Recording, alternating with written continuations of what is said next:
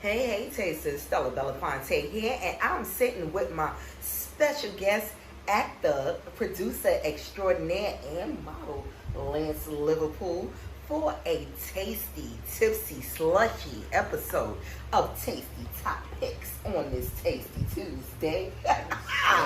As I mentioned, I am tipsy. Let the tasters know what we sipping on. Let's get the appetizer going. What is this tasty concoction we're sipping on? This is a special creation of mine, me and my partner. The company name is Lushy Slushy. Okay, and where can they find you? Well, you can hit me up on IG, hit up my DM for a list of flavors, and I'll get it to you. Lance_Liverpool on IG. Okay, so that's Lance_Liverpool on IG if you want to get fucked up, because we are drinking these big grown-up slushy punches, and I'm feeling good. So while Lance is sipping on, this is a Henny punch right here. Henny punch with slices of fruits and all type of sexy things, and I am drinking what's called a Henny colada. So it's a pina colada with a bunch of Hennessy in it, and I'm feeling good, and I need to feel good today, tasters. That's where my mentals is at, because today's episode is all about sex. Let's go. It's strictly X-rated. This is not for the faint of heart. This is not for the prudish. It's all about sex. And let's talk about what brought us to the table today. Look, as you can, if you all are catching this on YouTube, I have got a list of notes for Lance. And one of the things that I wanted to talk about what brought us here is this hyper-sexualized culture that we're in. What do you feel about the hyper-over-sexualization times that we live in right now? Like, do you feel it? Because I feel it. It's in the air. I definitely feel it. Yes. I definitely feel it, but I think that the contributing factor to that is social media. Mm-hmm. I feel like social media really revolutionized everything in the sense that as soon as you turn on, go to your phone, open up IG, open up Facebook, it's whatever. Dick in your face, ass is shaking. Everything. Pussy spread out. Everything is sexual, and you see IG models, you see, and everybody's trying to outdo each other. The goal is to go viral. Mm-hmm. So what do? You try to push the envelope as much as possible and get those likes, get those comments, and I think that really changed the game in regards to, over sexualizing this culture that we're in right now. Okay, so you know what? Since we in it, let's ride the wave. Look, what they said. What is her name? Megan. Look, I'm tipsy. What Megan call it? Driving the boat. Look, we on the boat. Let's drive the boat. Let's do it. So, okay, let's talk about what really brought me to the table today. Speaking of over-sexualization, let's talk about slut-shaming. I just find it really, really strange that everybody is just so sexually liberated, so sexually free in the 21st century. Because I'm in my 40s. All of my tasters, my dedicated listeners know that. And I've been out here doing sexual things for quite some time. Okay, let's talk about it. I've been called a lot of things. And sexually liberated and fluid ain't none of them. I have been called a lot of different shit for my sexual proclivities, and it was never sexually fluid or liberated. Again, I'm not hating. I'm just trying to find some understanding. I'm just trying to figure out how authentic is all this sexual shit. I'm reading posts and memes and gifs from women that I grew up with that I know were not sexually liberated. Mm-hmm. Put it like this. Let's talk about slut shaming. If slut shaming came with a crown, I would be queen. When I was a young woman, I got talked about so bad. It was like, ooh, did you hear about what Stella was doing? And Stella fucked and Stella sucked. And you heard about Stella and so and she did what? Now the women that shamed me or whispered about me, not only are they doing the things that I've done to the 10th power, but according to their posting memes, they are the fucking experts at it. Like maybe Stella needs to call them for some fucking lessons. So you know what? I don't buy it. I really don't, Lance. I feel like a lot of this shit is inauthentic. It's like you said, it's for clicks and views and likes. And I feel like if we have another sexual revolution where it becomes sexy to be a virgin again, or sit with your legs closed, they'll be back on that shit. I feel like it's a lot of bandwagon shit. So I'm here to represent all the women who were slut-shamed over the years. Like, honestly, I'm ready to have a mural made for myself. You ever seen that mural that Cardi B, somebody did of her and they made her look like a patron saint? That's going to be me. Stella Belafonte, patron saint of sluts. I am here for you. I understand your pain. So anyway, speaking of sluts, I'm just going to get into it, Lance. So how do you feel about the whole stripper culture? You got shows out here like P Valley. You got women actually walking the streets wearing the attire that you would usually only see in strip clubs. That's party outfits now. Yeah. Now I need to know from a man's perspective, is that a turn on for you? You like it? It's a turn on, but to a certain extent. It's like when we go out and we see that, we love to see it. I bet you do. Of course we do. Of course we love to see it. But now the question is, how far are we willing to go with that woman in terms of, if we get the number, are we gonna wife her? Okay, see, I needed to hear that. So men do kind of judge based on a woman's outward appearance. Men don't usually like to admit that. We go through it. We experience what men feel about us based on how we dress. But men are usually never brave enough to say, you know what, I slutted her out because of the outfit she had on the day I met her. Like, it's very refreshing to hear a man say, we look at a woman dressed like a stripper and say, hey, can we wife this? Look, can we bring her to the barbecue? I mean, listen, first impressions are important. Absolutely. And it's true. You know, so, I mean, how we meet says something. It does say something. It says a lot. And, yeah, we could definitely have fun, but how far are we really going to go in our interaction down the line, you know, based off of certain things, certain factors, like how you come to the club dressed. And you know what's funny? You hear a lot of women say, don't judge me based on my appearance. So in your experiences, have you actually met women that dressed one way, but after that style of dressing was somebody totally different? Like they were just this whiz kid, this nerd, or this upstanding woman. Like, does the style of dress, as far as you know, like slut dressing, does it determine the slut factor? In my experience, they go hand in hand with each other. Okay, so if a woman is dressed, if she's got on a fishnet outfit the day that you meet her with some kitten heels, not kitten heels, what you call the stripper heels, what they call them, remember the shoes with the spike heels and shit? That's really who she is. Not even the stiletto. Remember the crystal heels? Remember the glass slippers?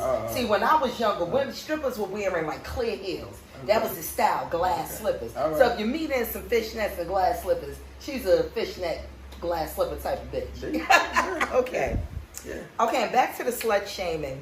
What about these over-the-top sex acts? I'm reading memes and GIFs, again, from women and from people that I knew not to be so sexually liberated. And all of a sudden, they are the best cocksuckers. You know, they're twirling on dicks. I just want to know, are you really turned on by over-the-top performative sex acts? I need to know that. Like, does that really excite men? Like, I got a woman who could take 12 inches down her throat. Yeah, we're going to jump right into it because these are the things that women talk about that, you know, they feel is going to capture a man's attention and keep him and mesmerize him. Is that a big deal to you? Over-the-top sex acts. I'm talking over-the-top. I read a meme from a woman that considers herself a witch. And let me tell you something, tasters. Lately, women are either two things online. They're either the biggest slut or a witch. That's the new shit. You're either the biggest slut sucking dick until you're gagging, or you're a witch and you're sage and everything and making niggas fall in love with your pussy. So there was a witch that I follow who posted that the only tears she's shedding this summer is from sucking dick. Like, how important is that to a man? These over-the-top sexual experts. Is that a turn on, sexual expertise? Oh, yeah. As men, we love that. Did you hear that? Yeah, absolutely. As men, we love it. So you love a woman who's just sucking it until she gags and... It's a beautiful thing. Now let me say this. Let me say this. Okay. I'm very different from the average man. Are you? I am. Okay. because most of the men that I know, oral is everything for them. Oh, okay. Getting head is everything for them. I needed to hear that too. Ladies, no. Most men, that's a big deal. That's a big deal. It's a big deal. That's the big one. It is. All right. For me, that's just never been my thing. Like receiving, I'm a pleaser. I'm a pleaser. Okay. Yeah. So receiving, so you like to taste the fruit more than you like to be tasted. Yeah, I like to please. So, but what is it about that portion of pleasing that turns you on? Is it the orgasm? Is it the reaction? Or is it all the things? It's all the things. It's knowing that what you're doing is bringing your partner to ecstasy. I like that ecstasy. Yeah. Tasters, let's get into that. Being brought to ecstasy. There ain't a lot of motherfuckers out here bringing women to ecstasy. And just know that Lance Liverpool is out here bringing the bitches to ecstasy. Okay, so let's go back to over-the-top sex acts. Now, when I was younger, one of the biggest myths, if you weren't going to strip clubs, that you would hear about is women swallowing beer bottles with their vaginas. Like, what? How big a deal is that to men? Like, over the top. Like, let's talk about this sister that I found on social media that popped up on my timeline about, let's say, 3 or 4 weeks ago, who was actually slurping a whole motherfucking snake. It was like a fucking cobra or python. I don't know. It was a goddamn snake. It was alive, and the shit was wiggling and moving, and she was sucking on it like it was a dick. Oh wow! Like if you like, and she was so proud of herself. She looked to be like she was in ecstasy. Is that a turn on for men? Watching women do like really over the top, crazy, outrageous, outlandish, once again, sex acts like that. Once again, would you want to stick your dick in the mouth of a woman who was just sucking on a king cobra that had a rattler in her mouth? Can you handle that blow? Oh my goodness. Talk about for it. The experience. Yes, for the experience. Because look, here's the thing, right? Give me the thing. Let's be real. The average woman is not like that. Yeah, I'm not sucking a snake. Right. I'm not. Right. The average woman is not doing anything like that. I'm not putting a beer bottle in my pussy. Average woman's not willing to do something like that. I'm not willing. Right. Okay. So it's sort of like one of those things where you have an opportunity to experience something that you're normally not going to experience. And you may not ever experience it again. So, okay, fuck wife enough. Is it a turn on? Like, do you get a big nut after knowing that you stuck your dick in the mouth of a woman who was just sucking on a snake? Not that per se. Not the fact. That's what I'm trying to ask. No. Not, all right. Not the fact that she was sucking on a snake. Now she's sucking on me, and I'm gonna bust a big nut because of that. No. Okay. But if her skills are A1, then yes, you're gonna. So if she can blow your snake the way she blew a live snake, that's the turn on. And you know what? Again, I brought this up because, like I said, we're at the table today because we live in this hyper-sexual culture and everybody is so liberated, and again I just wonder how authentic any of it is. But then we go to the other extreme.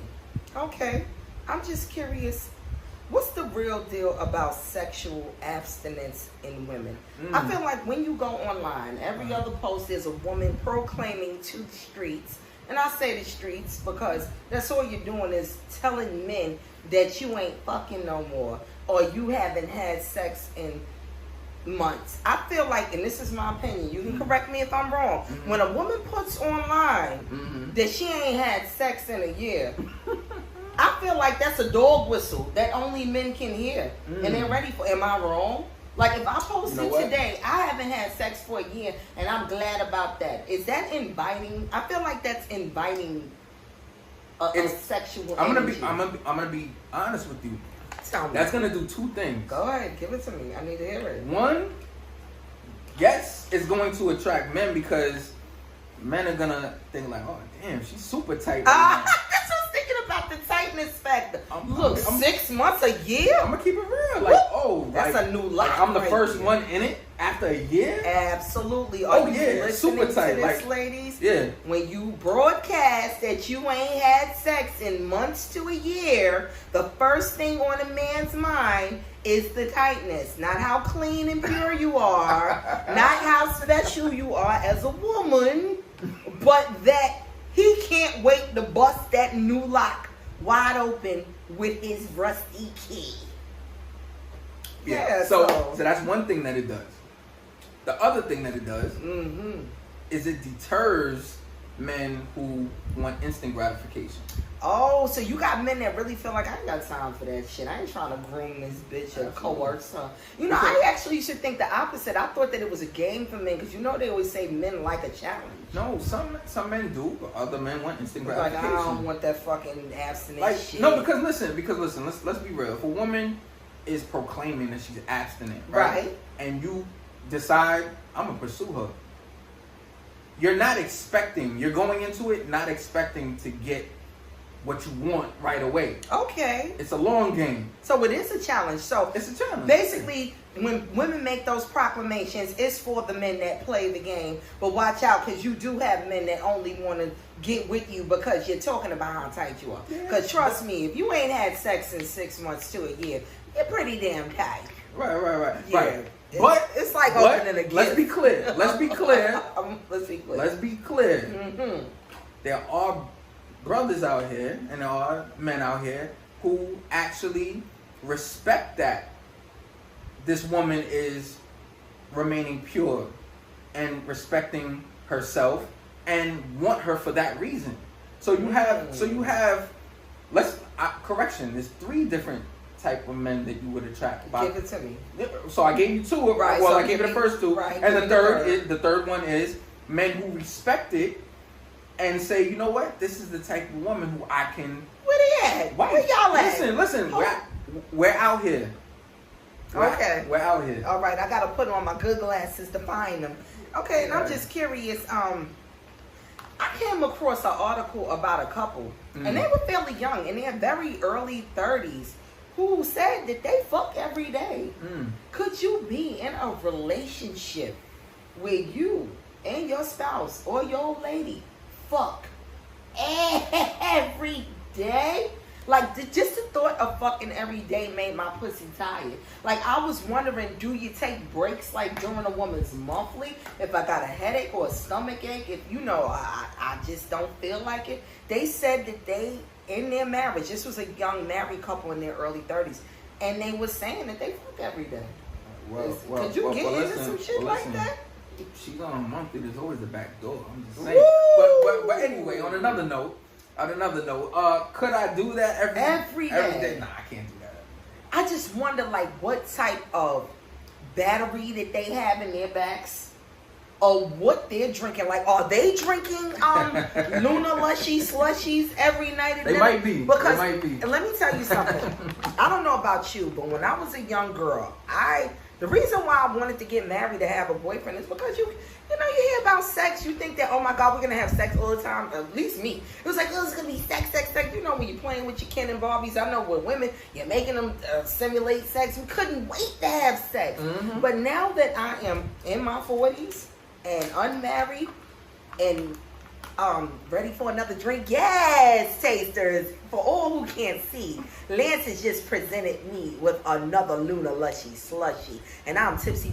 But yeah, I thought that sex was something that I would want all the time, 24 hours a day. But God bless the couples who can, because Stella Belafonte can't, and you can't either, can you, Lance? I can't. I ain't mad at you. Okay, I need to know this also. Do you feel that sex, I've heard that sex is one of the worst foundations to try to build an actual relationship on. How do you feel about that? Be honest. Sex. Good sex. This is what I think. Okay. I think that it's important to have good sex. Absolutely. It's very important to have good sex. Mm-hmm.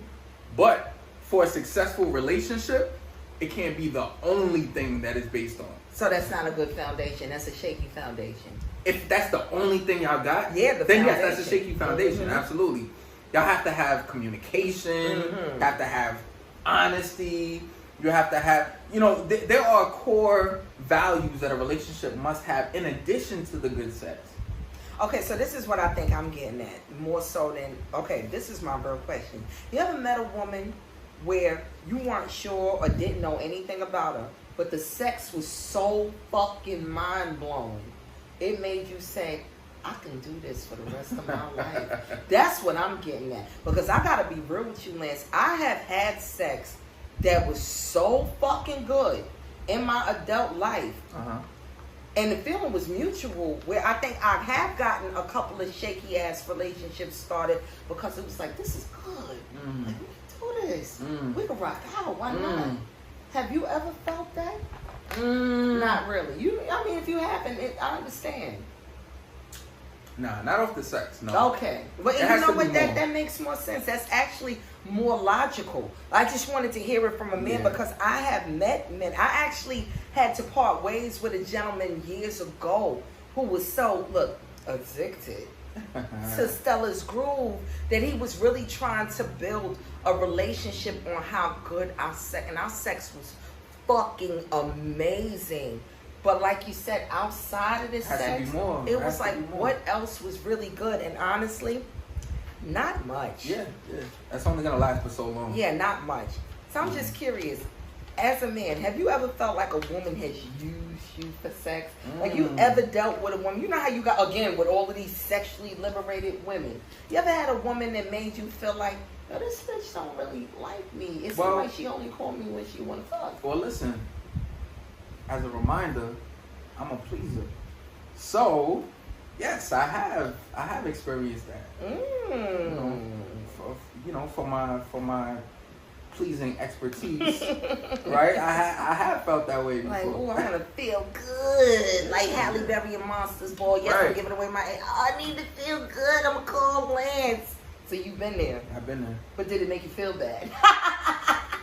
Look, did you feel sad for being used for sex? It didn't make me feel bad because I get pleasure and enjoyment out of pleasing as well. It. So you didn't feel slutted out. You felt like, damn, this is good. Have you ever experienced where a woman who was using you for sex, when it was your turn and you dialed her up looking for it, you kind of got like the cold shoulder?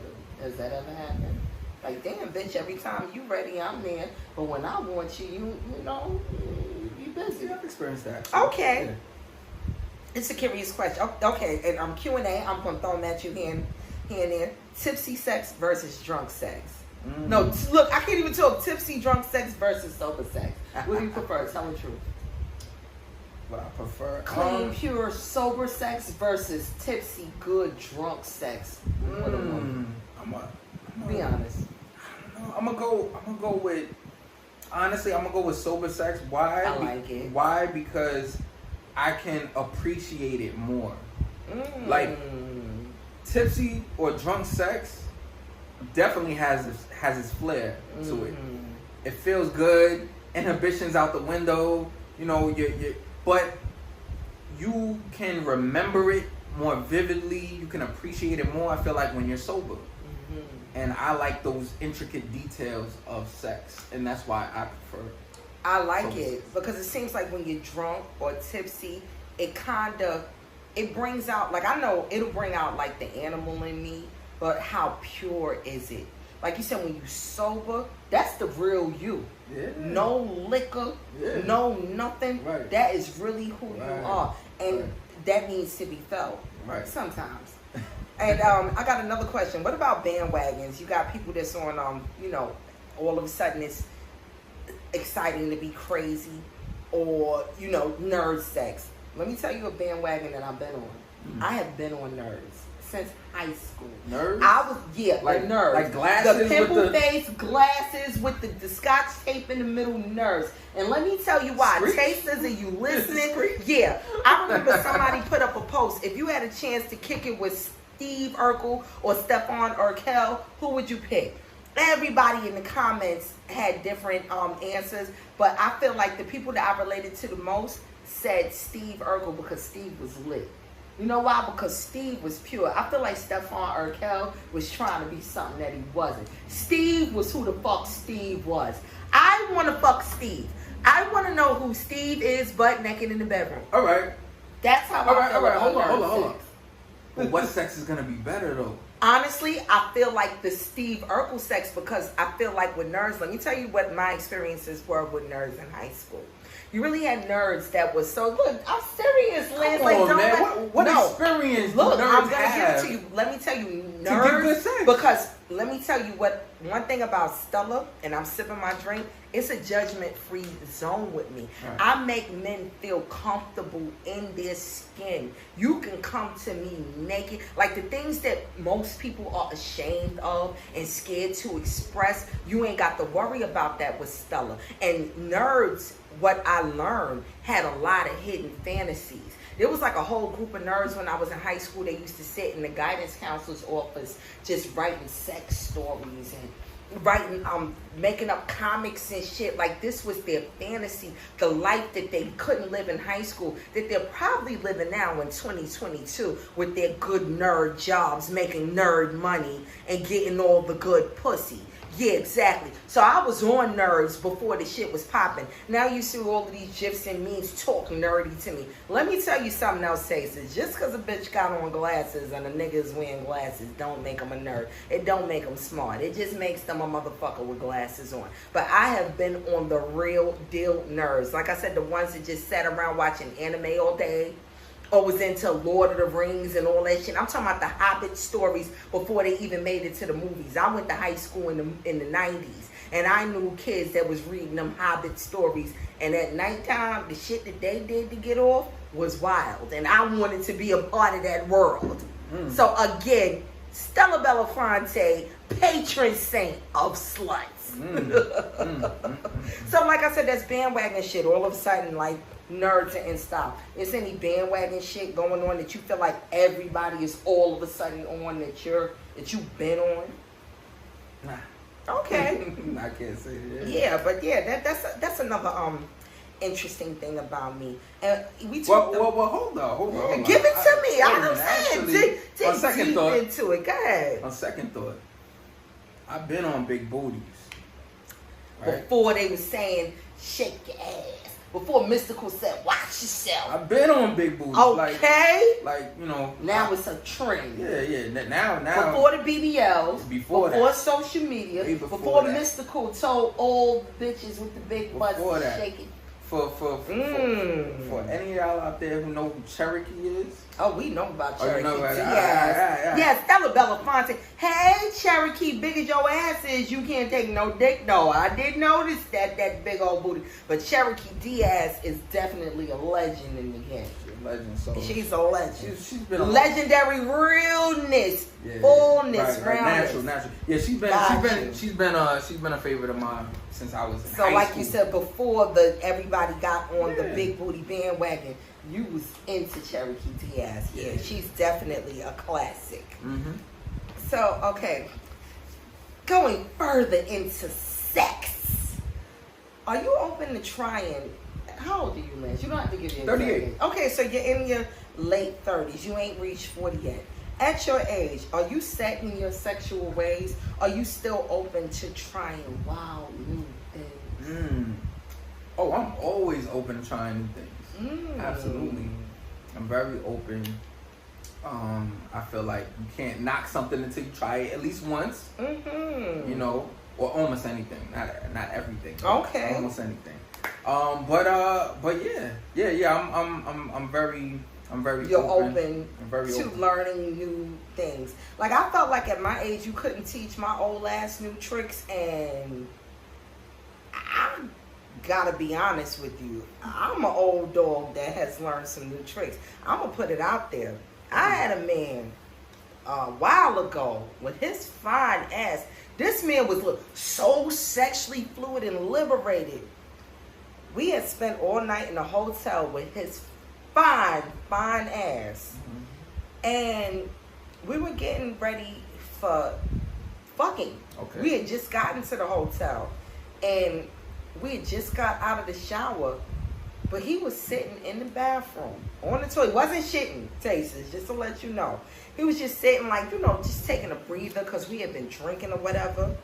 And he told me to come in the bathroom. I said, what happened? This to let you know, he wasn't taking a dump. He had the lid closed. He was sitting on top of the toilet, just like gathering himself. Because I think we had been messing around in the shower or whatever. You know what this man did? He pulled me to him while he was sitting, again, with the lid closed, on the pot. and pulled me into him, pulled my leg up on his lap, and started eating my pussy. And I couldn't believe it because it was like, I never thought. I mean, bathroom sex, yes, we hear about shower sex, we hear about bathtub sex. I've never had a man that wanted to do anything sexual to me while he was sitting on the fucking commode. Yeah. With the lid closed, but I'm talking about butt naked. He just was like, come here. And I was like, ain't you don't need, a little time to yourself. He was like, yo, just come here. When I tell you, pulled me to him, grabbed me by my big old thick thigh, put my foot on his lap, spread me open, and went to munching. Okay. And that was some new shit for me. I had never experienced, but I liked it. Okay. All right now. So look, an old dog, an old hoe can't be taught new tricks. Okay, so speaking of new tricks, what's a fuck no for you? A sexual fuck no. Give me something that is like completely off limits. Like, I don't give a fuck. I'm not that into it. I'm not doing it. I don't care if it turns you on. I don't want it. Well, that's an easy one. Anything that involves me being penetrated. Okay. I can dig it. And it's crazy that you would say that. You know why? Because as a woman, a thick old woman, as they would say, I don't like things in my booty. Keep the shit away from my ass. You got men who feel because you are a certain shape, a certain frame, or a certain fullness, that you should just be able to take a whole tree stump up your butthole. And that's not me. And that's another thing that's like a new thing. Like, I'm listening, like, I got some favorite podcasters who are going to remain nameless, but some of my favorite girls, they talk about stuff up the ass like that's just a normal thing. And it's like, what pills are y'all taking? What are you lushy sluts drinking? Because I don't like it. So you never had a positive anal experience? You know what? I can say, if we're going to get down and dirty, I feel like my tastes have changed over the years. I remember when I was young, I was dealing with this dirty street nigga. He was getting money. We used to have all the wildest sex. And I think I just liked him so much that he could just do anything for me. He had a thing with his hands. Like, he just had these magic fingers. He could stick his finger right up my butthole. And I would love that shit. I would just start riding the finger like, yes, daddy, give it to me, give it to me. Oh, it feels so good. But you know what? I don't like that shit no more. I don't like fingers up the butt. I'm hearing stories from my favorite podcasters about butt plugs. God bless them, because that scares me. Just the thought of putting something into my butthole to stretch it out. I'm not interested. That is off limits. And another thing that is off limits for me, I don't like sticky things. You know how you got people that's in all this wax and oils and smearing everything with chocolate and I don't like it. Okay. And another thing that I cannot get into, I don't know the proper word for it. I don't know if it's a new thing. Everything, like I said, with this sexual fluidity. Anything involving excrement, shit play, get it away from me. Not for money, not for science. I don't want it. I'm not knocking, I'm not judging, but that is one part of sex, or the sex act, that I've heard about that I don't understand. Okay, what about golden showers though? Golden showers, I can actually honestly say it makes sense to me. I could get into, and they make sense to me, because that's something that you could do, especially if you're dealing with somebody sexy and clean, and y'all in the shower together, and you feel like you don't know what's coming. If it's a nut, a piss, or what, because you're just making them feel so good. Then you can rinse me off. I can't rinse off shit.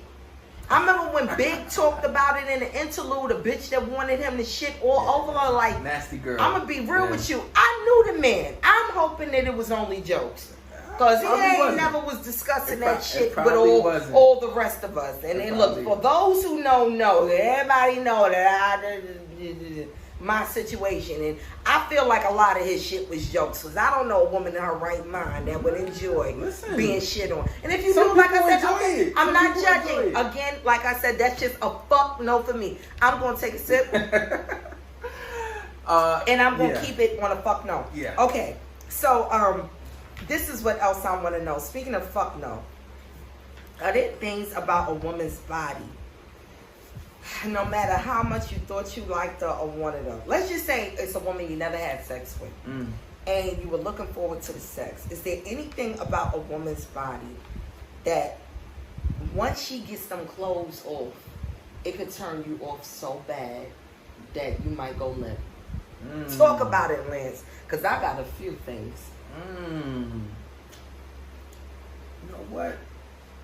Listen, you know what?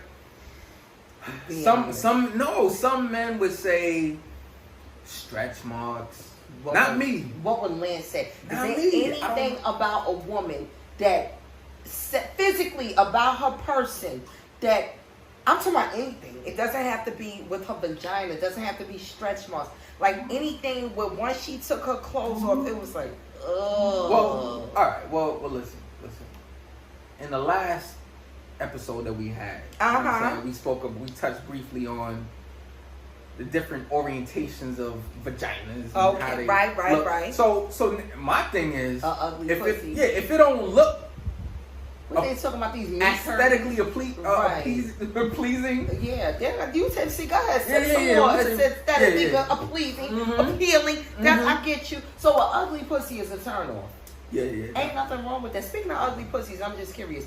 Waxed or furry? What you like? Oh, definitely waxed. Okay, I'm just curious. So ugly pussy is a turn off. Nothing else? You can't think of nothing else. Remember in Boomerang? You remember the movie Boomerang from back in the days? I know you were pretty young. Murphy. You know what his biggest turn off was? Ugly feet. You know what? Where he couldn't even get hard. Yeah, if a woman had corns, what he said, onions, bunions. Nah, that is a turn off. I ain't gonna hold you. That is a turn off. Now, I have a friend, you know what I'm saying? My right hand man, E, you know who you are. He is a foot connoisseur. Okay, so if you got onions and bunions, he ain't happy. I'm gonna put it to you like this. If we're out and we see a dime, dime, and her middle toe is longer than her first toe, and her feet game is not right. What if she got the crooked toe? He will not even say hi to her. What? Yeah, she could look. What if she put on socks? She could, no. He believes that take care of your feet, and that says a lot about a woman. I got you. Yeah, so shout out to my boy E. But that ain't your issue. I'm not a foot connoisseur. Crisscross toes. Can you get in the bed with a woman with crisscross toes? You know what? I'm not gonna judge a woman based on her toes. Like I want a woman to have nice feet, but if she doesn't, it's okay. For me, it's not like I won't talk to you. It's not a deal breaker. It's not a deal breaker. For my boy E, it's a complete deal breaker. He won't even look your way. Okay. Yeah, you could be the That's not a deal breaker. Beautiful woman in the world. If she don't have beautiful feet, you won't even say hi to her. You know why I say it's not a deal breaker? Because honestly, Lance, there's a lot of men out here with ugly feet. Oh yeah, that seems to be like a thing with men. You know how women always talk about getting your teeth done? Outside of your teeth, men fix them foots because it's a lot of ugly feet and black toenails out here and crisscross toes, and what they said that the middle toe is longer than your big toe, and I can't stand it. But it's like if you really shut men down according to their ugly feet, you wouldn't fuck nobody. All right then. So let me tell you body things that turn me off about a man. All right. I was dealing with a man at one point who he was a little older than me, not even that much older than me, and he had droopy balls. I mean, it was such a turn off. I had never experienced this. I mean, his balls were hanging like the lowest hanging fruit on a tree. And it was just like, oh shit. Like, you know, we tried to have a little oral play, and it was like them balls was just swinging, and they were swinging lower than what I was trying to reach. And that was a turn off. Another turn off for me, while I don't taste this, you ready? Stella don't like fat men. I'm just going to put it out there. I don't like chubby men. I don't like chunky men. I don't like overweight men. And this is not body shaming. This is not fat shaming. Unless you are solid like a football player and your body is clean and neat. I don't like overweight men because I feel like when they take their clothes off, they're shaped like me. A lot of fat men have man boobs. They got big old asses. What they said, childbearing hips. I don't want to fuck a man who looks like he could probably handle a 9-month pregnancy better than I can. Oh my goodness. So Oh my goodness. So anyway, away from that, what about sexual maybes? Like, there's some things that I didn't think I would get into, but I might try it. Look, how they say, bitch, I might. And one of those things for me, I ain't never been big on toys tasters. Everybody's been raving about this rose. Have you heard about the rose? Oh, I've heard about the rose. Yeah, everything is this magical. Have you tried it though? I haven't. That's the thing. I've never been big on toys. I've never liked vibrators, dildos, none of it. I've always been a person who always like pure natural sex, skin on skin, dick to pussy, hands on me sex. So when everybody talks about toys like rabbits and roses, I never got into Why it. not try you know it, what? though? That's what I was going to say. That's my sexual maybe. Okay. I'm not opposed to it. And honestly, a rose is on my list. Hey, tasters, if you want to send me one, you know, you can look at my bio on Instagram for my Cash App, or you can look on Amazon. I think I might put it in my card if it's available on Amazon. I think I might just try the rose just to see. I'm going to try it. But are there any sexual maybes that you've been holding back on? It's like, you know, I might try it. No. Nah, like I said, listen, I'm You just open and ready for everything. Yeah. Okay. So I got another question for you, Lance. What you got? Sexual emotion versus sexual attraction.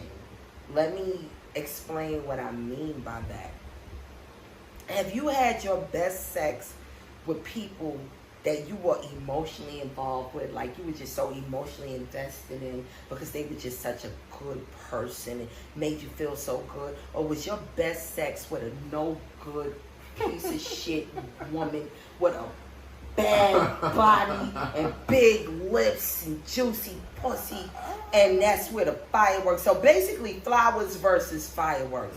Which would you rather? Like, if you had to go the rest of your life to have one or the other, would you pick sexual emotion, the butterflies and the flowers, over sexual attraction, the fireworks, the thunder and the lightning? All right, well, here's the thing with that, right? If we're talking a long-term period, then it has to be emotion involved, because that's what's gonna sustain you. You know what I'm saying? I got you. But if we're talking about just fun, fun for the night or whatever the case may be, then then give me just yeah. Okay, but if you had to pick one over the other for the rest of your life, would you rather have sex with women that you were connected to sexually, emotionally, or attracted to with the fireworks, the thunder, the lightning? Yeah, I gotta have the emotional. Listen. Let's bring out the flowers. Listen. I'm gonna be real with you. Like, be real with me. It's fun. Like I said, it's fun with just the just the sexual fluidity. I love it. Yeah, it's fun. Don't get me wrong. But if we're talking about a long-term period, there has to be more than just that. Cause listen, I'm gonna be honest with you. Eventually, we're gonna get bored of just that. You get bored of fireworks and thunder and lightning? Listen, it's I only don't know. but so Okay, long. I'm just asking. It's only but so long that could last. I mean, listen, I could be sleeping with Halle Berry, Beyonce, Lauren London. There you go. Every night, pretty girls. But if that's all I have is just that physical, then after a while, it ain't gonna be what they say. It's a going few to months. Me. It's gonna be a while. It'll level out. Yeah, it'll be like I guess it's like eating your favorite food. Like, you ever ate something that was so good to you, but if you was forced to eat it every night for a year, it might not be so good to you anymore. Exactly. That's all it is. Okay, I get it. Well, I'm gonna be honest with you. I wish I could have a combination of the two for the rest of my life. I wish I could have emotional sex with somebody that makes me feel fireworks, something like that. Does that make sense to you? Yeah. Okay. Yeah. Okay. And I'm just curious, from a man's perspective, what has the best sex made you feel like? Like, if you could describe it, like, I'm going to tell you with me. Some of the best sex that I've ever had has made me feel like sometimes if the lights are off, I'm glad because I don't want the man to see me smiling. I'm serious. I remember Ain't nothing wrong with that. years ago, I had a man that was fucking me so good where I could, like, I would break out into a big smile. Like, he really made sex fun. And I remember one night, we always had great sex, but one night we were at his house and we had sex so good. It was like we fell from out the sky and landed on his bed, and he grabbed my hand and he put it on his chest. He was like, yo, you feel my heart racing? He said, yo, it felt like I've been on a fucking roller coaster with you. You had his heart racing. Yeah, but my heart was racing too. And to me, that was like, the best sex makes me feel like I've been on my favorite ride at an amusement park. Gotcha, yeah. Like, physically, if you could describe what the best sex makes your body feel like, give it a thing. It could be an amusement park. It could be a movie. It could be anything. The best description I could give of that for the physical is an out of body experience. Ooh, wee! You know what out of body experience? We're gonna take a pause for the cause because I need to know more about that. Tasters, we are talking out of body. We'll be back in about 3 seconds.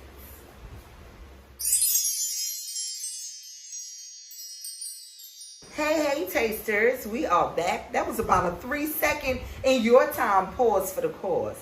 And as we are having this sexually liberated, sexually fluid, you know what's crazy? I'm not even exactly sure what that fluidity means, but I got a joke. Maybe about a year or two ago, for all you tasters of a certain age, Billy D. Williams had gotten into some shit for stating that he was sexually fluid. The legendary actor Billy D. Williams said that he was sexually fluid because he didn't exactly know what it meant. He thought that sexually fluid meant a man who wasn't afraid to go get manicures and pedicures. He didn't realize that sexually fluid meant basically down for whatever. And when he realized what sexually fluid actually meant, he retracted that whole shit. Billy D. Williams said, nah, I'm not sexually fluid. But speaking of sexual fluidity, this is what I did want to mention. In honor of the closing of Pride Month, because once you tasters or hear this recording and see this recording on YouTube, we're going to be past Pride Month. I want to say that some of the most sexually fluid and non-judgmental people I've ever met in my lifetime were my gay male brothers and sisters. And let me tell you, all the shit that everybody judged me for and slut-shamed me for, my gay boys was ready for it. They had me in gay clubs like Esqualita, honey, with all the shit that everybody's late to, like false lashes. They was putting my lashes on, making me get my nails done. Look, laying down my baby hairs. I don't need no tutorial to lay down baby hairs, okay? I can recall, I don't know, tasters, any of you from Brooklyn, back in the days, there was a club called Rockwell's. It was downtown Brooklyn. And a couple of nights a week, they had a gay night. And let me tell you where I would go. I was what was considered back in the days, it was called a fag hag. And I kept a lot of like gay friends around me because, like I said, they didn't shame me. While everybody else was making fun of me for all of my sexual proclivities, they welcomed that shit. It was like, bitch, you better work. Like, what? You made a nigga scream? Made a nigga nut 3 times in a row. Like, they made me feel good about it. I didn't feel ashamed. And anyway, there was one night we were all at Rockwell's, and I remember a gay dude walking up to me, looking at me saying, honey, I am 100%, look, I'm tipsy. I'm drinking another Lushy Slushy. For all who can and can't see, I am tipsy boots. And he said to me, I am as gay as they come. But darling, with your big old pussy, just to let you know, I had a camel toe, and what my girlfriend Trizzy, my technician, put me onto a while ago, that camel toe is what was called a moose knuckle. I didn't have a camel toe. I had a moose knuckle. And there was a point where I had gotten really slim. Like Stella was slim out this motherfucker with a big old pussy. And this gay man said to me, I'm as gay as they come, but I want some of that big old pussy. And that just made me feel so sexual and so free about myself. So in honor again of the ending of Pride Month in June, I just want to say, as a woman ahead of her time, I was just explaining to Lance, I never felt that I was so sexually liberated. I was never considered liberated, but I feel like I was a woman ahead of my time as far as experiences, and my gay men, they were the ones that made me feel like I could do anything out here in this world of sex. And that's why I'm bringing you this episode today. It's all about sex. I don't feel no shame for it. I don't feel no shame behind it. This is not a trend. I'm not on a bandwagon. This is what it is with me. Stella likes sex, and she knows what she wants, and she's going to give it to you, and we're going to talk about it. So anyway, I need to know from you, Lance, as a man, what's the real deal about one night stands? What do you really feel about a woman that first of all, have you ever had a one night stand? I'm talking about a real one night stand where you screwed a woman that you might have met at a party or a club and never really deal with her again. Nah, I haven't had a one night stand. I've had situations that I thought might turn out to be a one night stand, but we wound up keeping in communication afterwards, etc., etc. But if we're talking about sex on the first date, meeting, and then never speak again after that, nah. Okay. You know what? I feel like in my experience, I've never had actual one night stand. I've had sex situations that should have remained one night stands. I've had sex with men that should have been a one night stand that went further and it went haywire. Or you know what? More than one night stands, what I will say, tasters, I haven't experienced a one night stand. I've experienced being ghosted. And I think that's worse than a one night stand, because in my opinion, a one night stand is, we know what time it is. We probably didn't even exchange numbers. We met each other at a bar, an event, a restaurant, or a club, and we were just feeling each other, and it felt so good. Somehow or another, I ended up at your house, you ended up in mine, or we ended up in the backseat of a car or at a hotel, and it just felt so good. And then we just left the next day, and there was no words exchanged between us. That's a one-night stand. What did you experience? I experienced being ghosted. I've experienced having good sex with men that decided that they weren't going to call me for 3 to 6 months, and then act crazy. After one experience? Yeah.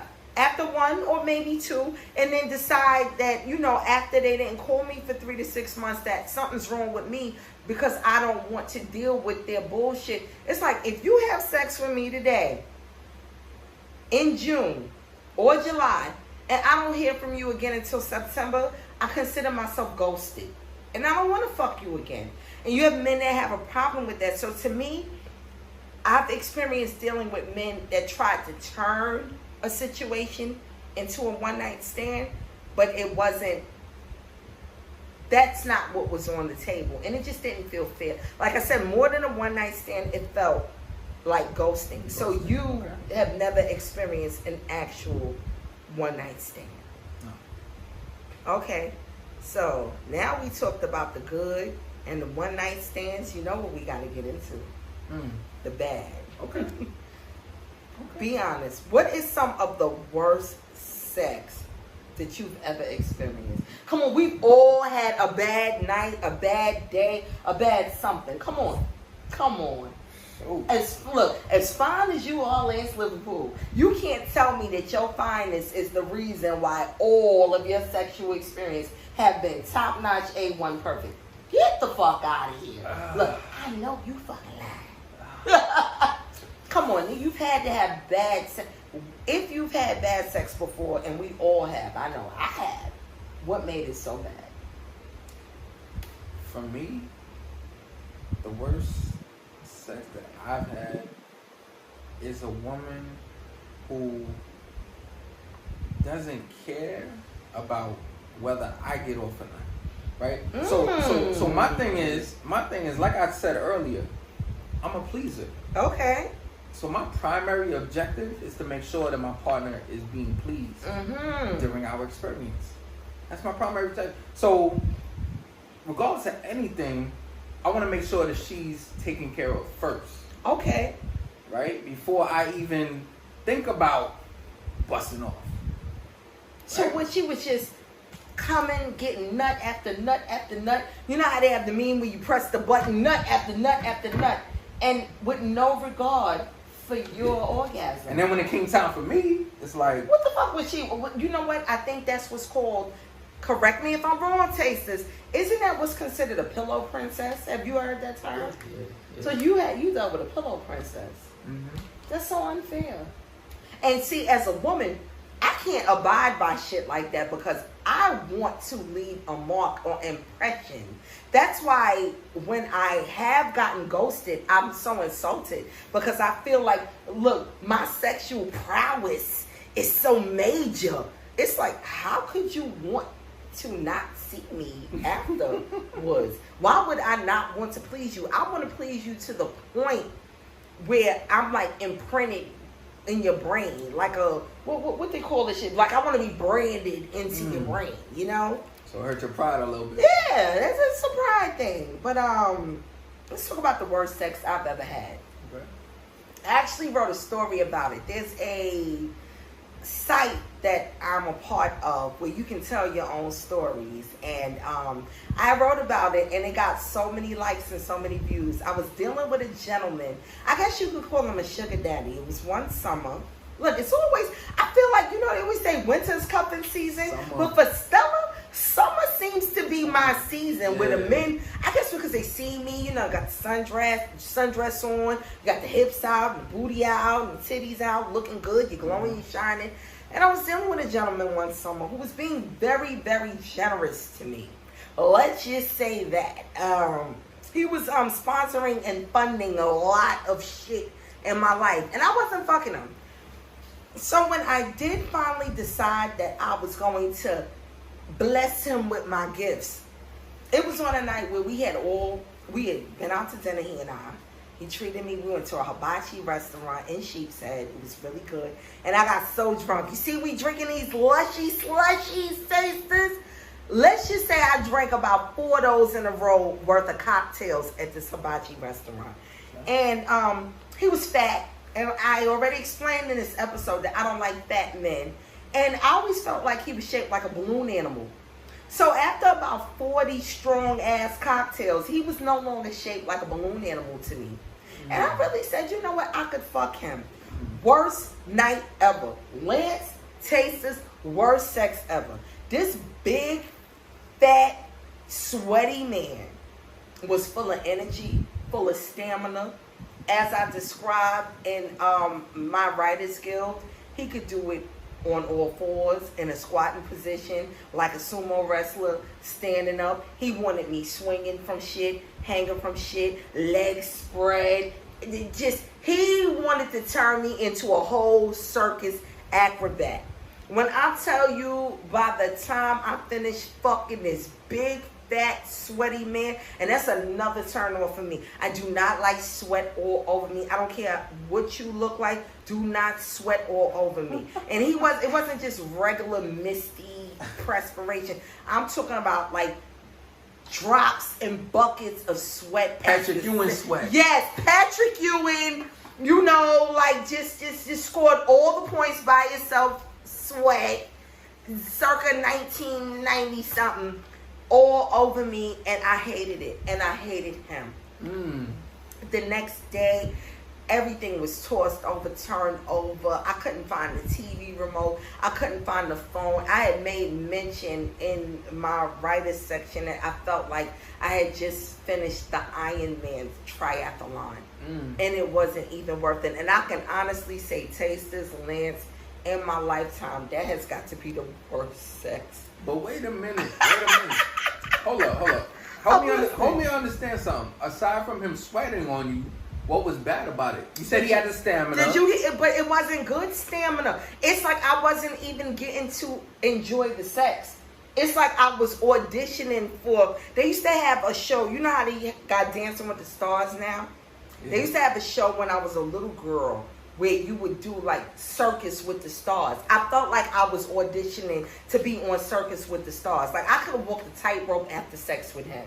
That's not why I have sex. I don't have sex to prove that I can walk a tightrope, that I could swing from chandeliers, that I could hang from the ceiling fan, that you could flip me upside down. It was like nothing was fun. No, it wasn't fun. It wasn't sexy. It was all acrobatics. It was like hold your ankles, spread yourself out, squat low, turn over, flip over. It's too much instructional. Yeah, it was like, right, it was too instructional and it was too athletic. It was like, when do I just get to enjoy the fucking sex? Yeah. When do I get to come? My God, like I really felt like I was ready for him to just shoot me out of a cannon next. Like it was just really not enjoyable. Like I could honestly say, and I've had some experience, but that was one of my worst sexual experiences ever on the planet. Wow. Okay, and going from worst to the good. Okay. Do you have a tried and true sex position, a sex technique that you know gets them every time? Come on, it gotta be one in the stash where you know I got her. She ain't gonna be able to resist this one. Yeah. Give it to me. Yeah. Give it to the tasters. Give it to YouTube. Right. Give it to Spotify, Apple. Those are all our streaming platforms. Stitcher. Give it to the people while we sitting here tipsy off of these Lunar Lushy Slushies. What's your tried and true technique that you know it ain't no way works every time? All right. Well, definitely the position is missionary. Woo! I love a good missionary. Number So one. you said that's one of my favorite. That actually may be my favorite position. It's mine. Go off. I'm listening. It definitely is mine. Go Right. off. Missionary. Right. What about missionary did you love so much? Oh, Lord, the control. The control. The eye contact. The eye contact. I get to go in as deep as I want. Go deep. As I need. There you go. Yeah. I get to position the legs the way I want to. You know what I'm saying? It's just like I said, it's all about control, and it's all about the sensuality, the eye contact, and the stroke in conjunction with the eye contact, and it's just next level. So you feel like your missionary can't be beat? Nah, it's unmatched. I love it. It's unmatched, right? But there's a move. Uh-oh. Get ready, tasters. Get ready, YouTube, for the move. There's a move that is undefeated. We want to know this move. Let's tasters hear it. It's coming close. Well, without giving away too much. Okay. Right? You ain't got to tell all your business. I have a name for it. Give it the name. We want to know. I call it the dagger. The dagger. Look, tasters. Lance is hitting women with the dagger. What's the dagger? Don't give away too much. Okay, well, he don't want to give away too much. So anybody who wants to know about the dagger, you got to hit Lance Liverpool in his Cash App, and he's going to start an OnlyFans so you can find out what the fuck the dagger's about. Because I'm fucking curious about the dagger myself. So I'm going to talk Lance. Look, off camera, we're going to convince this man to get into a fucking OnlyFans. So you ladies can experience the dagger. I feel like the dagger is something that's going to change lives. I don't know, but it could be. And we're sitting here tipsy and shit. I'm going to get more into the dagger. So stay tuned. This will not be me and Lance last turn at the table regarding the dagger. Look, he just washed away all my shit. I thought I had a technique that was tried and true. And I'm going to be honest with you. With me, I don't have a tried and true technique, but I feel like it's all on a case-by-case basis. I've had men where as soon as they hit me from the back, they just exploded. There was one dude where the sex was going so good one night that as soon, I couldn't wait to ride him. I was just in the mood to ride. I don't know, it just, something came over me. One of those nights. As soon as I slid down on the dick, he screamed. Ah!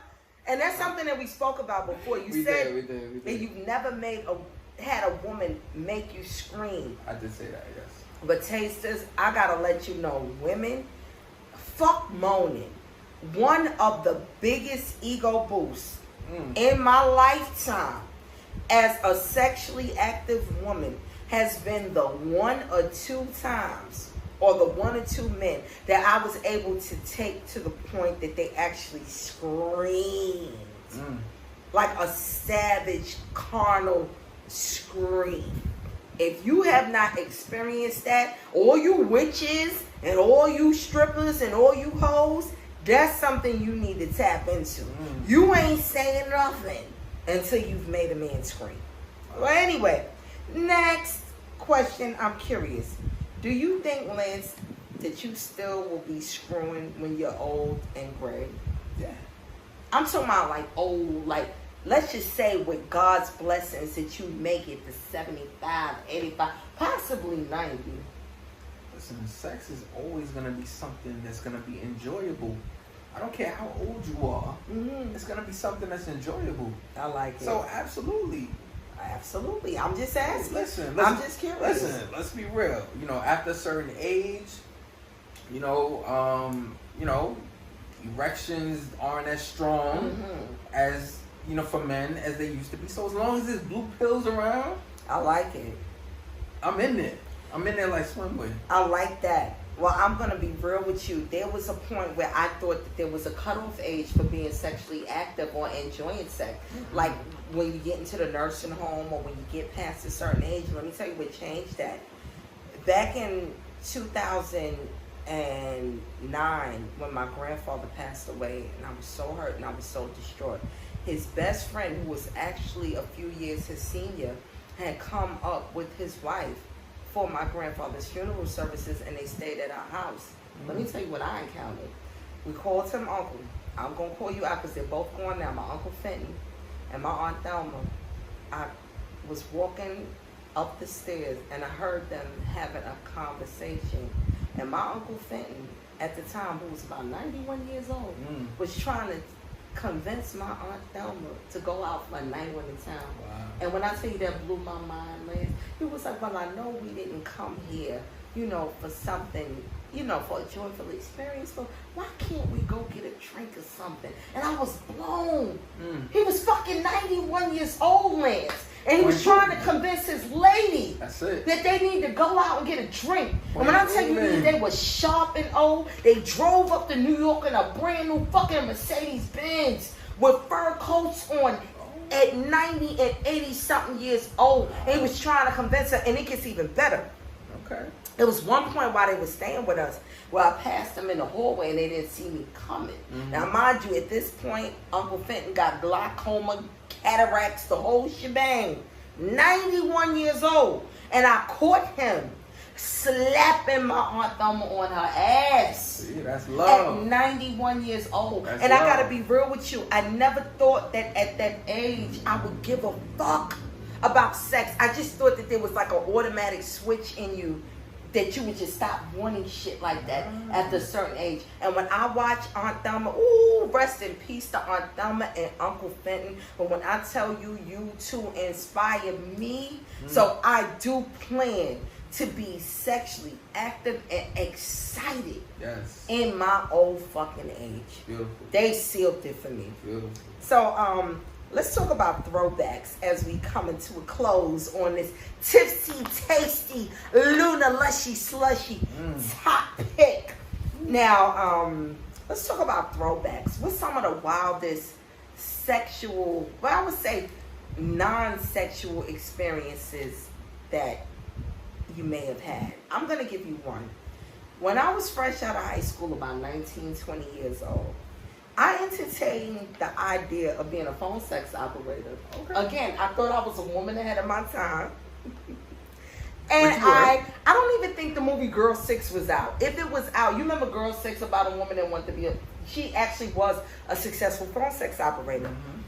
I either didn't see Girl 6 yet, I knew about it, but that wasn't the reason why I wanted to do it.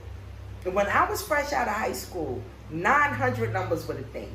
When you turned on your TV after a certain hour, it was like 1-900 fuck me, 1-900 taste me, 1-900 hook up. And it was just like selling sex by phone without actually having to have sex with people. And I thought I could do it.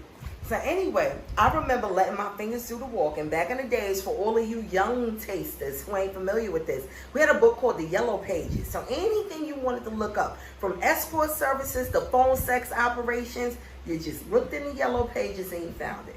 So I called a phone sex operation in the Yellow Pages. So a woman picks up. Hello? Hello, my name is Stella. I'm interested in being a phone sex operator.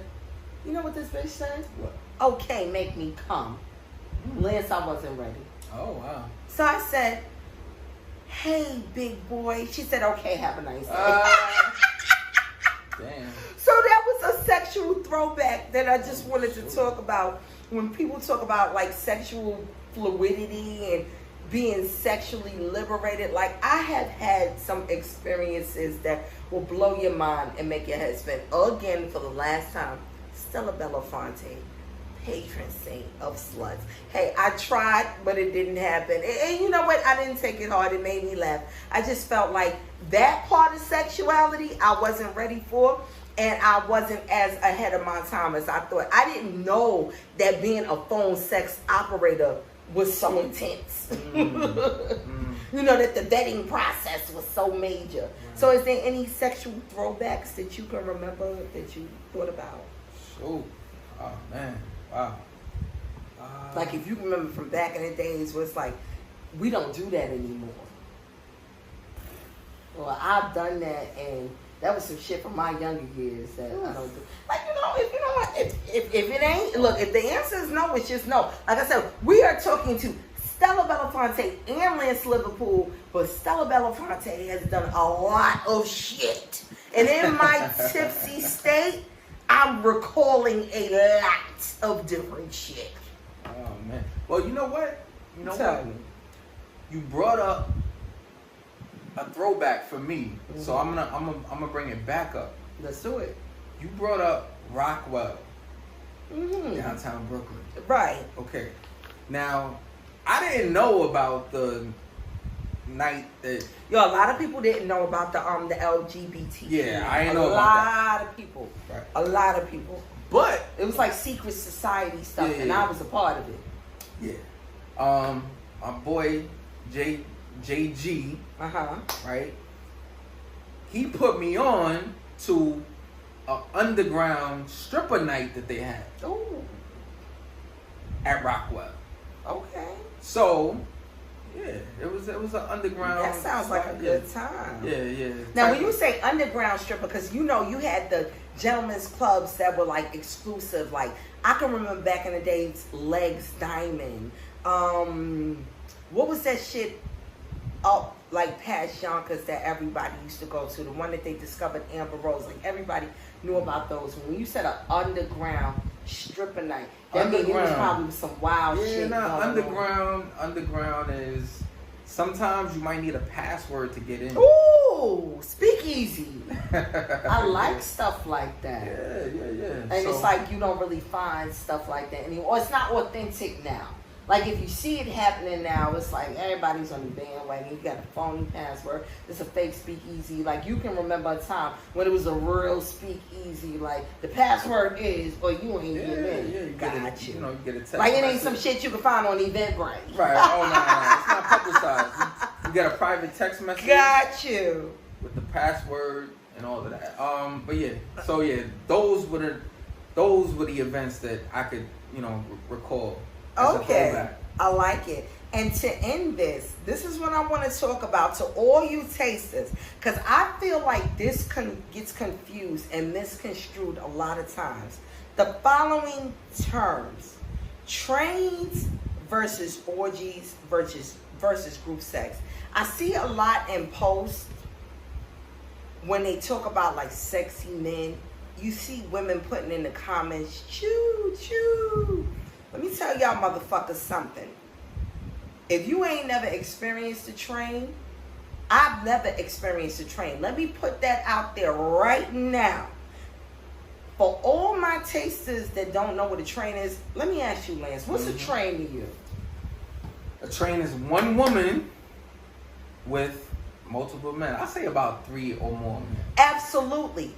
I don't think that people know this. People confuse trains with group sex. They confuse orgies with trains. A train is actually a woman waiting to be fucked or perform sexual acts with several different men, not even for pay, just because. And let me tell you something. Now we in this culture of sexual liberation and fluidity, especially to my young women. If you out here letting men run trains on you, you need to stop it. There's no gain from letting men run trains on you. That is not an orgy.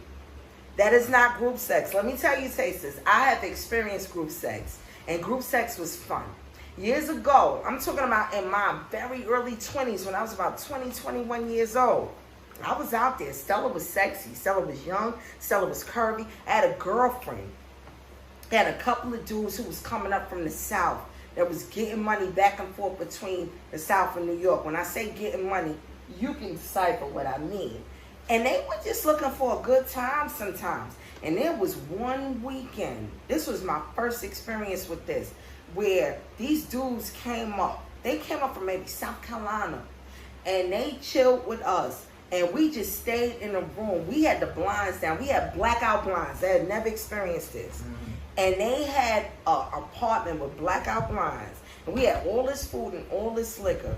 When we were having so much fun sexually, where you didn't know if it was 5 o'clock in the evening or 5 o'clock in the morning while they were up here. Now that is what I call group sex. And when I tell you we had so much fun, we did so much sucking and fucking and eating and drinking. Now that is group sex. Hold up, Stella. Hold up. There you go. What is wrong with a woman who enjoys being penetrated by men getting the train ran on her? I'm going to be honest with you, because from what I'm glad that you asked that. The majority of women that I know, I'm going to give you an example. When I was younger, and I'm going to put it out there, we had a young lady who actually got some guys from around our way in trouble, and they got sent to a boys' detention facility for running a train on her.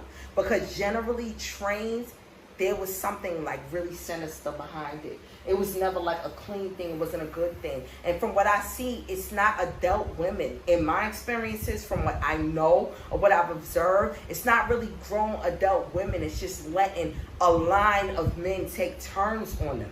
Usually you get paid for it. That's a porn thing. But from what I came up with in the hood, trains were usually run by young niggas that were taking advantage of a young girl in their hood who either didn't have low self-esteem, they had a troubled, broken home situation, and they were just letting boys or young men do to them what they wished. It was never about sexual liberation. It wasn't about fluidity. It wasn't about fun. It was about, I'm just going to let these niggas do whatever they want to me because I'm okay, but the question is, was she being forced to do that? Honestly, or was she choosing to do it? It's just like with this shit that's going on with the Weinsteins and all of them and the Epsteins. It's not that you were being forced. It was more like coerced. You didn't want to, but you felt like if you didn't do it, you wouldn't be liked. Listen, you wouldn't be appreciated. Stella. Let me tell you something, Liz. I'm going to stop you because I'm a woman, and I know that self-esteem will have you fall into a lot of shit that you weren't necessarily happy to do just to please a man. And like I said, I've never experienced a train. By the grace of God, I've never had a train run on me. But the one or two young ladies that I do know that had trains run on them, they weren't happy about it. It was usually a bunch of niggas where it was like somebody in the neighborhood like, yeah, you know that bitch so-and-so, she'll let you run a train on her. You know what I'm saying? Let's just give it Keisha. That's like a standard, name out here. Yo, Keisha, you know what I'm saying? She'll let you get it. And honestly, the young lady that I'm speaking about who actually got these young boys put away, it was really a train situation. Put away? Well, hold on. Yeah. Put away? I was just You got them locked up? Yeah, and let me explain why. Please do. She didn't have the best self-esteem. Okay. And they took advantage of that. So they decided amongst themselves one day that they were all going to go into her apartment and coerce her into letting, it was about a group of 4 or 5 of them, take turns on her. And honestly, Lance, we were young. at that age, I would say she was probably about 13 years old. And no 13-year-old girl, even though they were just as young as she was, which is why they got sent to boys' homes. I don't feel like there's any 13-year-old girl in her right mind that feels good about young men just taking their turn on her. There's got to be something deep within you, within your self-esteem, that would allow that to happen to you. Like I said, by the grace of God, I've never experienced a train. But I don't think that there's any young girls in their right mind. Like when you really even hear about trains in the hood, when you really sit down and listen, there were no grown adult women letting trains happen on it. It was always a young girl in a young frame of mind that was allowing a sexual abuse situation to happen to her, whether it be for low self-esteem, whether it was because she had absentee parents or was in a group home or foster care. It was never a positive. But wait a minute. Go ahead. It may not be a positive. It may not be viewed positively. However, hold on. You use the word sexual abuse. Now, my question to you is, if it's consensual, but honestly, is it sexual abuse? But that's why, honestly, that's why Weinstein is locked up. Because they consider it coercion. Like, honestly, Lance, as a woman, like, you gotta remember, you're a man. Look at you sitting here with your guns out.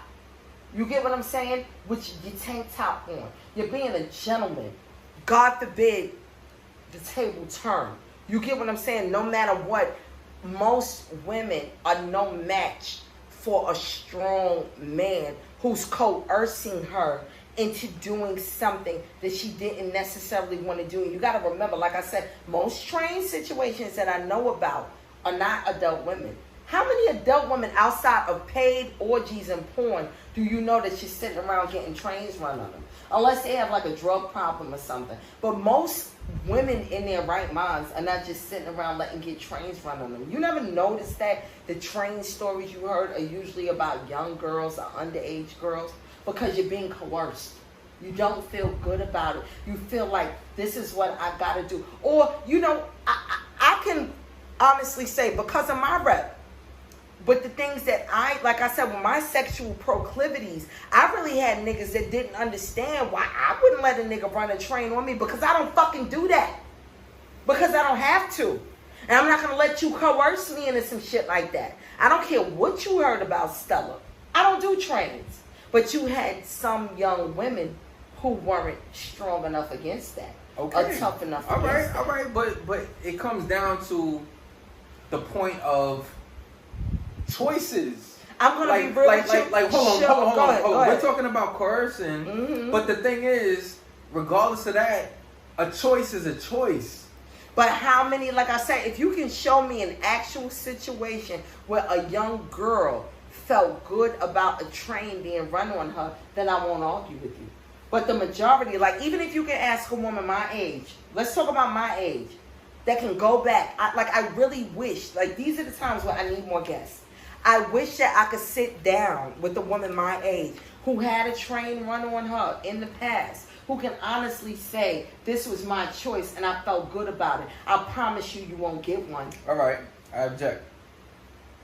You know young girls that felt good about 5 to 6 No. I'm talking about grown women. No, I'm not talking. That's not what you. I don't think you understood what I meant. I'm talking about grown women who, in their past. First of all, like I said, you're hard pressed, and you can't tell me I'm wrong.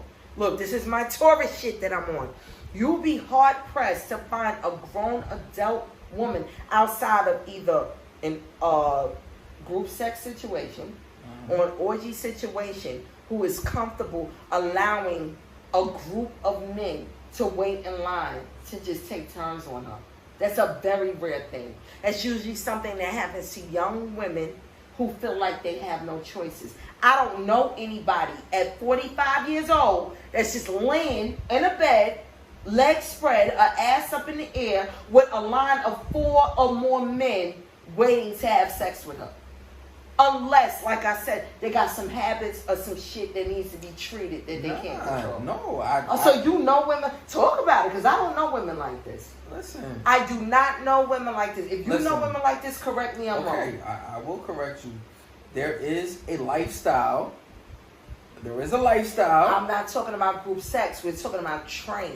But that's a part of it. Actually, not. Like I said, what I experienced with my girlfriend with the cats that came up from the South, that was group sex. You know what group sex is, Lance? I'm going to give it to you. Me, you, my homegirl, another homeboy, another homegirl, another homeboy. Honestly, that is group. I'm not talking about group sex. But that's what I'm talking about. That's not what I'm talking about. Show me somebody. Okay, I'm going to tell you. I'm going to tell you right now. Felt good about. I will tell you right now. Give me somebody that felt good about a train. Okay, yes. I will tell you. A grown woman, I have witnessed with my own 2 eyes. Just loving 4 or 5 dicks. I have witnessed it. In the same day. I have witnessed it. Yes, well, I have. You know what, tasters? I stand corrected because like I said, the only situations that I have witnessed grown adult women accepting a line of dicks into her body in one shot was either in a porn situation or a paid escort situation. Okay, now let me enlighten you. There is a lifestyle, and there are different aspects of the swinger lifestyle. The swinger lifestyle. Okay. I didn't incorporate swingers into. Right. There are different aspects of the swinger lifestyle. Okay. It's about swinging. It's about hard swaps, which is I just still in my heart and my mind, I don't feel like that's a train. Like I said, my experience. But listen, no. Hold on, wait a minute. Hold on. I'm ready. So with a hard swap, it's a man. A man and woman couple swapping with each other.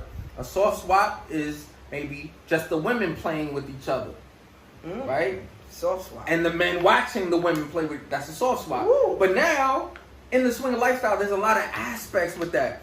And the thing is, there's a lot of sexual liberation involved in the swinger lifestyle. And what I have witnessed is women who just enjoy sex. Like it's about, look, here's the thing, right? I'm gonna be honest, let's be honest. I'm listening. A woman who wants to go out and have sex with multiple men is not looked at as a positive thing. Absolutely. In society. Right. It's not looked at as a positive, but in the lifestyle, it's accepted. Mm-hmm. Why? Because the lifestyle is not about what society says is right. I understand. Okay, so you're enlightening me. Like I said, okay. You're opening doors for me. That's right. I'm going to enlighten you, and I'm going to enlighten the tasters as well. Tasters be enlightened by Lance Liverpool with his swinger and train shit. Because this is all new to me. Like I said, I assumed that a train was usually happening on young women that were being coerced. No. I never knew that women enjoyed a train unless they were being paid for it or it was a porn situation. But like I said, in my estimation, because of the things I've witnessed, not experienced, the things I've witnessed, I always thought that a train was a negative. So Lance, like I said, on this great sex episode with these Lushy Slushies, is introducing me to something that I can't say I was necessarily ready for, but you know what? You open the door and I'm ready to I'm gonna enlighten you and the listeners. Listen. Thank you. The thing about the lifestyle. The lifestyle. Is that there's freedom in the lifestyle. Okay. There's no judgment in the lifestyle. So if a woman decides that she wants to have 5 men at one time, there's no judgment with that. Right. But the way society looks at it, is that she's a slut, she's a whore, she's this, that. Look, she's a slut, she's a hoe, she's a freak. Got a different man every day of the week. Right. Exactly. You know what I'm saying? But in the lifestyle, there isn't that judgment. So the lifestyle is where a woman like that feels welcome and she feels comfortable. And yes, and I've seen it happen. You know what? I understand. And you know what? I'm not saying I should be ashamed of myself. I'm 45 years old, and I was really a real sex watcher. It's a series that no longer is shown on HBO. It's a classic called Real Sex, and they would explore all these different things. And I'm a little ashamed that I had it in my mind that a train meant something, it was invasive or it was criminal to go against a woman's wants and likes. And I'm so sorry, like, you opened the window for me that I didn't know could be open. And I appreciate it. No, absolutely. And let's be honest. Listen, this is a misconception as well, right? Men are looked at as sexual creatures, sexual beings and all that. But women enjoy sex just as much as men do. It's just not accepted by society as much. It's not looked at the same. Absolutely. And that's all it is. Right, I got you. So in certain cultures, like the lifestyle, it's accepted. And women can be as open as they want to be without the oppression of what society has to say. And just to let you know, tasters, if you hear sirens in the background, I apologize. Again, Lance and I live in the big city, the best city, Brooklyn, New York City. So you might hear sirens. Again, like I said, the only thing that I'm grateful for that you ain't heard yet is that pow pow. And being that we are coming up on 4th of July weekend, you might hear some fireworks. And this is an explosive conversation. And my boy Lance has enlightened me and put me on to some good shit while we're sitting here drinking Lushy Slushies, which will be the name of this episode. This is the Lushy Slushy Sex Edition. And tasters, I want to thank you all for coming to our table, being a part of our audience, and you let us know if and when you want us to do this again. And in closing, I just want to say again, thank you. And if you're having issues with your sexual prowess or being a sexual legend out here, get into it. Get online. Go on Instagram. There are so many sexual mixers and meet and greets out here. Shit that'll blow your mind. One that I am going to put out there, if you are ready and you are sexually like just into trying new things, I have fallen in love with a page called Hard or Soft. It's on Instagram. Follow Hard or Soft Podcast. They have a mixer every so often called Kinks and Drinks. They have a vetting process. So if tasters, if you ain't ready, you ain't ready. But if you're ready, send them an email. The info is in the bio. It's called Hard or Soft Podcast on Instagram. It ain't for everybody, but it's for a lot of us. And if you can get into it and enjoy. Tasters, you know we couldn't end this tasty topic episode all about sex without a never have I ever. So I got a never have I ever for you, Lance. Speaking of trains, choo-choo! Have you ever been involved in your life with running a train on a woman? Have you ever? I have not. However, I have been in a household, my friend's house, where a train was being run. Right? I opted not to participate, personally. However, the train was being run on a young lady, and it was a situation similar to what you were saying, where she felt coerced. Okay. And she felt bad about the situation afterwards. And I had to actually play Dr. Phil afterwards. Yeah, I actually had to play Dr. Phil. That's the shit I'm talking about, tasters. Which is why he and I agreed to disagree. Yeah. Well, anyway, I don't want to get too deep into that because that's a tough one.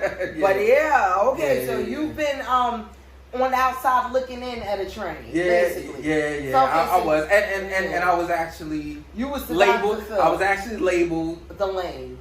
I was actually labeled Captain Saberhole. Right, so you was a lame in the Captain Saberhole because you wanted a woman to feel good about her choices.